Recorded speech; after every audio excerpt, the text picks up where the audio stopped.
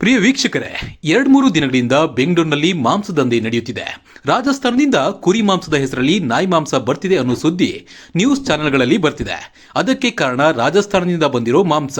ಹೌದು, ಇದೇ ಶುಕ್ರವಾರ ಸಂಜೆ ಬೆಂಗಳೂರಿನ ಮೆಜೆಸ್ಟಿಕ್ ರೈಲ್ವೆ ನಿಲ್ದಾಣಕ್ಕೆ ರಾಜಸ್ಥಾನದಿಂದ ಮಾಂಸ ಬಂದಿದೆ.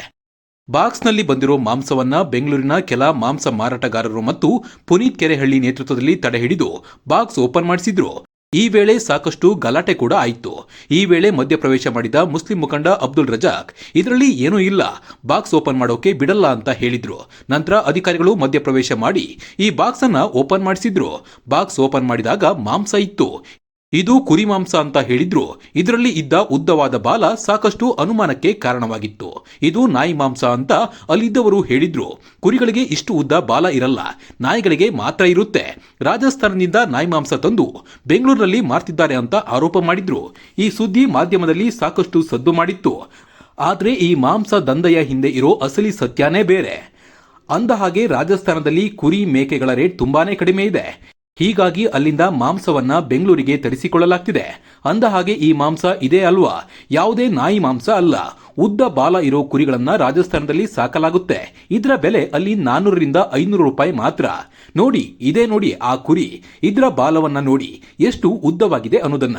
ಕಡಿಮೆ ಬೆಲೆಗೆ ರಾಜಸ್ಥಾನದಲ್ಲಿ ಸಿಗೋ ಈ ಕುರಿಯನ್ನ ರಾಜಸ್ಥಾನದಿಂದ ಬೆಂಗಳೂರಿಗೆ ತರಿಸಿ ಮಾರಾಟ ಮಾಡ್ತಾರೆ.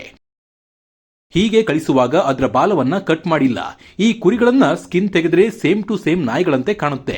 ಇದೇ ಕುರಿ ಮಾಂಸ ಟ್ರೈನ್ ಮೂಲಕ ಬೆಂಗಳೂರಿನ ಮೆಜೆಸ್ಟಿಕ್ಗೆ ಬಂದಿತ್ತು. ಸಾಕಷ್ಟು ವರ್ಷದಿಂದ ಹೀಗೆ ಮಾಂಸವನ್ನ ರಾಜಸ್ಥಾನದಿಂದ ತರಿಸಿಕೊಂಡು ಬೆಂಗಳೂರಿನ ವಿವಿಧ ಹೋಟೆಲ್ಗಳಿಗೆ ಮಾರುತ್ತಿದ್ದಾರೆ. ಈ ಶುಕ್ರವಾರ ಈ ಬಗ್ಗೆ ದಾಳಿ ಮಾಡಿದಾಗ ಈ ಅಂಶ ಹೊರಬಂದಿದೆ. ಅಧಿಕಾರಿಗಳು ಇದು ಯಾವ ಪ್ರಾಣಿಯ ಮಾಂಸ ಅನ್ನೋದನ್ನ ಪರಿಶೀಲನೆ ನಡೆಸೋಕೆ ಅದನ್ನ ಹೈದರಾಬಾದ್ನ ಲ್ಯಾಬ್ಗೆ ಕಳಿಸಿದ್ದಾರೆ. ಆದ್ರೆ ಇದು ನಾಯಿ ಮಾಂಸ ಅಲ್ಲ ಅನ್ನೋದು ಈ ಕುರಿಗಳನ್ನ ನೋಡಿದ್ರೆ ಗೊತ್ತಾಗುತ್ತೆ.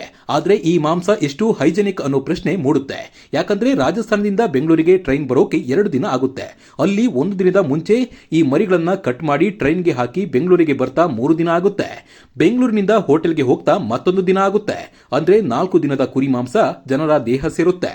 ಅಷ್ಟೇ ಅಲ್ಲ, ಈ ಕುರಿ ಮಾಂಸವನ್ನ ಥರ್ಮಾಕೋಲ್ ಬಾಕ್ಸ್ಗೆ ಐಸ್ ಹಾಕಿ ತಗೊಂಡು ಬರ್ತಿದ್ದಾರೆ. ಇದರಲ್ಲಿ ಯಾವುದೇ ಹೈಜೆನಿಕ್ ಮೇಂಟೈನ್ ಆಗ್ತಿಲ್ಲ.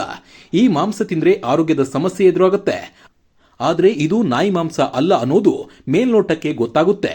ಸೊ ಬೆಂಗಳೂರಿನ ಜನ ನಾವು ನಾಯಿ ಮಾಂಸ ತಿಂದ್ವಿ ಅನ್ನೋ ಅನುಮಾನ ಪಡೋದು ಬೇಡ.